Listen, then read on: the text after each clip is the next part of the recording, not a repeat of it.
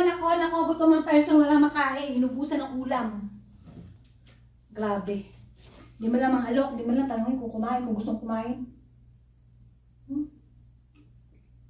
Siyempre, bagong gising, gutom. Di man lang mangalok, gusto mo ba kumain, kakain ka ba, titirang ka ba ng ulam, ganun. Matuto lang mangalok sana. Matuto mangalok, matuto mangalok, matuto mangalok. Grabe. Alokin man lang, masaya na. Tao din ako marunong din akong kumain. Hindi yung ikaw lang marunong kumain dyan. Di man lang maalok. No? Meron gano'n talaga mga tao eh. Kain lang ng kain. Basta mabusog ang mga tiyan. Gano'n.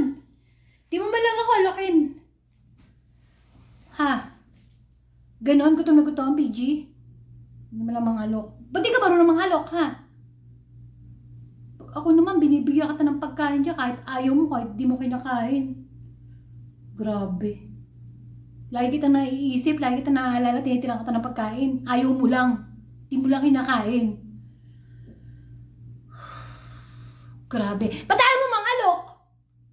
Ha? Di ka ba lang nagtitira? Ba't talaga? Ano?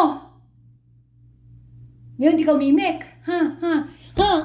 Ayaw mo umimik, ha? Di mo kinakain yung tinitira ka sa'yo. Siyempre, di talaga niya kakainin mo. Hindi naman siya kumakain.